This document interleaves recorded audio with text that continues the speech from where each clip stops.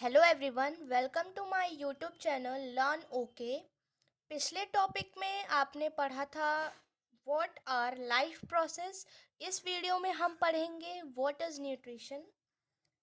NCERT से line by line पढ़ेंगे। So let's start. When we walk or ride a bicycle we are using up energy. Even when we are not doing any apparent activity, energy is needed to maintain the state of order in our body. हम चाहे चल रहे हों, चाहे cycle चला रहे हों, या हम कोई स्पेसिफिक काम ना भी कर रहे हों, तो भी हमारे बॉडी को एनर्जी की ज़रूरत पड़ती है।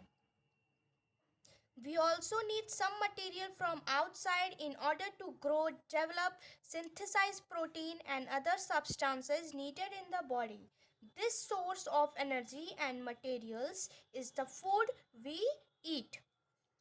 हमें कुछ आउटसाइड मटेरियल भी चाहिए होता है अपने बॉडी को ग्रो कराने के लिए, उसे डेवलप कराने के लिए, प्रोटीन के सिंथेसिस के लिए, जो कि हमारे बॉडी के लिए बहुत हेल्पफुल है। वो हमारे बॉडी को चाहिए होते हैं। और ऐसे आउटसाइड मटेरियल को हम क्या बोलते हैं? भोजन। यानी ऐसा भोजन जो हम खाते हैं जिससे हमें एनर्जी मिले, यानी न्यूट्रिशन भरा फूड हम खाते हैं जिससे हमें एनर्जी मिले। उस एनर्जी से हमारे बॉडी के सारे फंक्शन हो, हमारे बॉडी डेवलप हो, हमारे बॉडी में प्रोटीन बने, etcetera. How do living things get their food? Living organism अपना फूड कैसे बनाते हैं, कैसे पाते हैं? Sorry.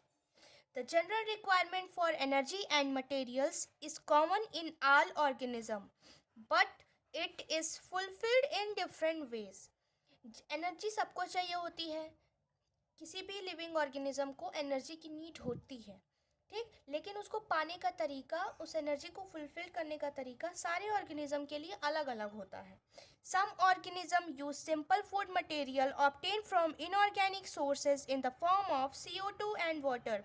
These organism are autotrophs include green plant and some bacteria. कुछ सिंपल ऑर्गेनिज्म होते हैं जो थोड़े ही इनऑर्गेनिक सब्सटेंस से अपना पूरा फूड बना लेते हैं, अपने आप को एनर्जी देने के लिए अपना फूड खुद बना लेते हैं। और ऐसे कौन से हैं? हमारे ग्रीन प्लांट्स हैं और कुछ बैक्टीरिया हैं।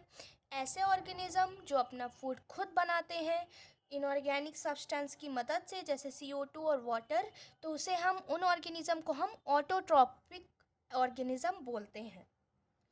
Other organisms utilise complex substances.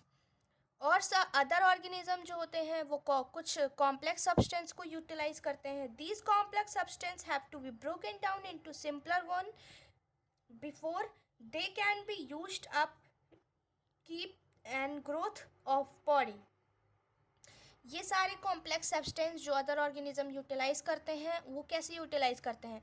Complex से सिंपलर में तोड़ते हैं, ब्रेक डाउन करते हैं, फिर उसको क्या करते हैं?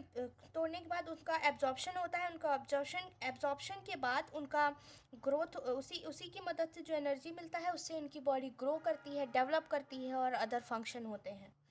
To achieve this organism use biocatalyst called enzyme.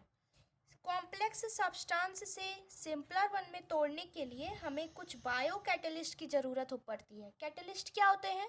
ऐसे कैटलिस्ट वो होते हैं जो किसी भी रिएक्शन को कराकर अपने आप को सेफली बिना यूज़ हुए उस रिएक्शन में से अपने आप को निकाल लेना, रिएक्शन भी कंप्लीट हो जाए और उनका उसमें जिस फॉर्म में आए थे उसी फॉर्म में निकल भी जाए, उनको हम बोलते हैं कैटलिस्ट। तो ऐसे कैटलिस्ट हमारे बॉडी में उनको क्या बोलते हैं? एंजाइम बोलते हैं। दस हेटरोट्रॉप सर्वाइवल डिपेंड डायरेक्टली और इनडायरेक्टली ऑन ऑटोट्रॉप। जो कुछ अदर ऑर्गेनिज्म होते हैं जो कॉम्प्लेक्स सब्सटेंस को सिंपलर में तोड़ते हैं, बायोकैटलिस्ट की हेल्प लेते हैं, ऐसे ऑर्गेनिज्म को हम क्या बोलते हैं? हेटरोट्रॉप। मतलब जो अपना खाना खुद नहीं बनाते हैं, जो डायरेक्टली और इनडायरेक्टली ऑटोट्रॉपिक ऑर्गेनिज्म पे डिपेंड होते हैं। Such heterotrophic organism include animal and fungi. Heterotrophic organism में कौन इंक्लूड होता है? एनिमल इंक्लूड होते हैं और फंजाई इंक्लूड होता है। एनिमल खाली डॉग, कैट और काऊ यही नहीं होते हैं, एनिमल में हम भी आते हैं। हम भी in the sense human being भी एनिमल में इंक्लूड होता है। So our topic ends here. Next topic हम नेक्स्ट वीडियो में डिस्कस करेंगे। Thank you.